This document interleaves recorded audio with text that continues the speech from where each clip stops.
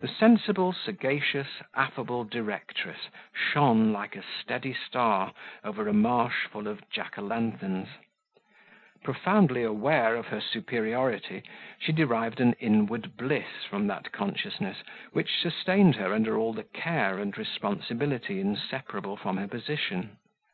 It kept her temper calm, her brow smooth, her manner tranquil.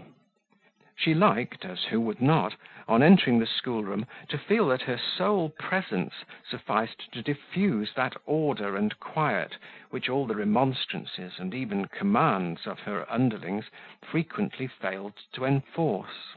She liked to stand in comparison, or rather contrast, with those who surrounded her, and to know that in personal as well as mental advantages she bore away the undisputed palm of preference. The three teachers were all plain. Her pupils she managed with such indulgence and address, taking always on herself the office of recompenser and eulogist, and abandoning to her subalterns every invidious task of blame and punishment, that they all regarded her with deference, if not with affection. Her teachers did not love her, but they submitted because they were her inferiors in everything. The various masters who attended her school were each and all in some way or other under her influence. Over one she had acquired power by her skilful management of his bad temper, over another by little attentions to his petty caprices. A third she had subdued by flattery. A fourth, a timid man, she kept in awe by a sort of austere decision of mien. Me she still watched, still tried by the most ingenious tests. She roved round me, baffled, yet persevering. I believe she thought I was like a smooth and bare precipice, which offered neither jutting stone, nor tree root, nor tuft of grass to aid the climber. Now she flattered with exquisite tact, now she moralized, now she tried how far I was accessible to mercenary motives. Then she disported on the brink of affection, knowing that some men are won by weakness. Anon she talked excellent sense, aware that others have the folly to admire judgment. I found it at once pleasant and easy to evade all these efforts. It was sweet, when she thought me nearly won, to turn round and to smile in her very eyes, half scornfully, and then to witness her scarcely veiled, though mute, mortification. Still she persevered, and at last, I am bound to confess it, her finger, essaying, proving every atom of the casket, touched its secret spring, and for a moment the lid sprung open. She laid her hand on the jewel within. Whether she stole and broke it, or whether the lid shut again with a snap on her fingers, read on, and you shall know. It happened that I came one day to give a lesson when I was indisposed. I had a bad cold and a cough. 2 hours' incessant talking left me very hoarse and tired. As I quitted the schoolroom and was passing along the corridor, I met Mademoiselle Reuter. She remarked, with an anxious air, that I looked very pale and tired. Yes, I said, I was fatigued. And then, with increased interest, she rejoined, "You shall not go away till you have had some refreshment." She persuaded me to step into the parlour, and was very kind and gentle while I stayed.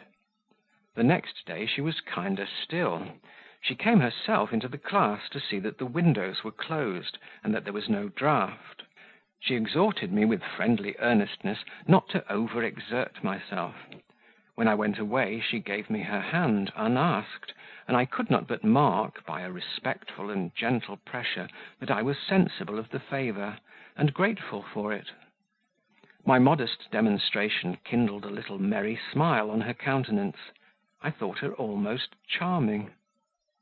During the remainder of the evening, my mind was full of impatience for the afternoon of the next day to arrive, that I might see her again.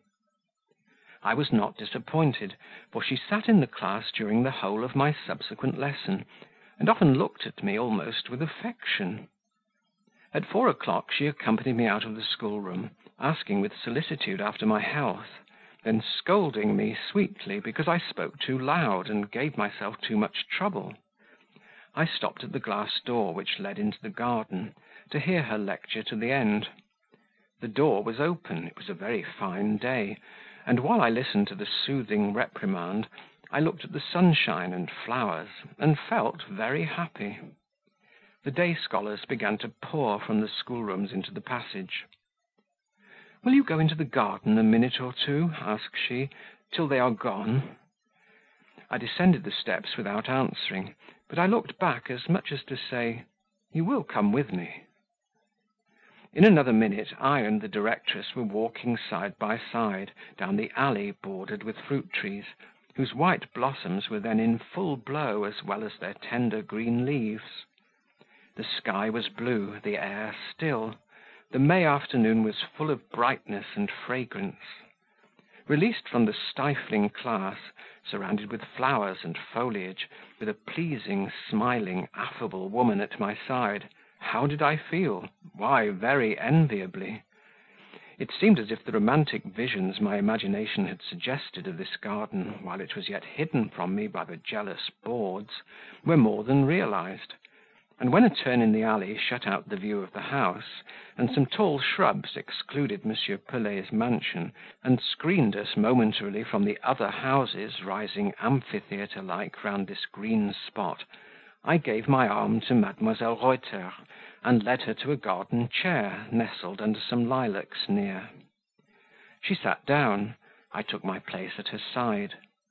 She went on talking to me with that ease which communicates ease, and as I listened, a revelation dawned in my mind that I was on the brink of falling in love. The dinner bell rang, both at her house and M. Pelet's. We were obliged to part. I detained her a moment as she was moving away. "I want something," said I.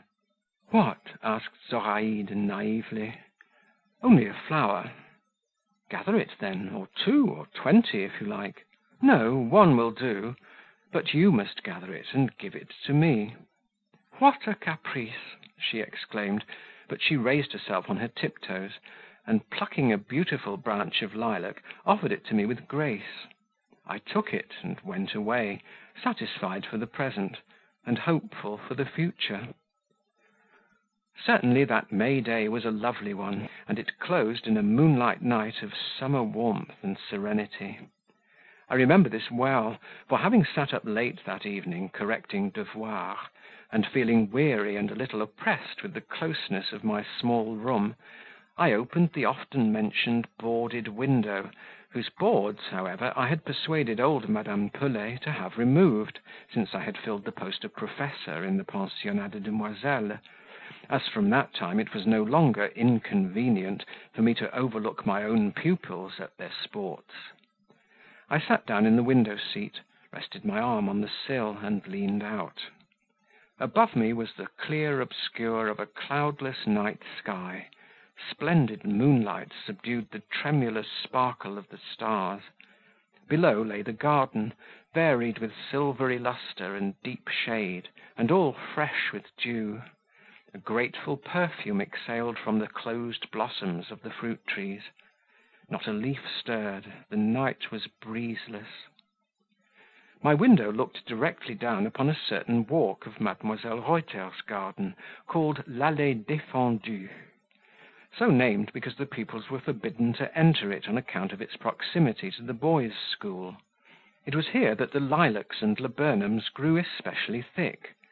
This was the most sheltered nook in the enclosure; its shrubs screened the garden chair where that afternoon I had sat with the young directress. I need not say that my thoughts were chiefly with her as I leaned from the lattice and let my eye roam, now over the walks and borders of the garden, now along the many-windowed front of the house, which rose white beyond the masses of foliage. I wondered in what part of the building was situated her apartment, and a single light, shining through the persiennes of one croisée, seemed to direct me to it. She watches late, thought I, for it must be now near midnight. She is a fascinating little woman, I continued in voiceless soliloquy. Her image forms a pleasant picture in memory, I know she is not what the world calls pretty; no matter, there is harmony in her aspect, and I like it. Her brown hair, her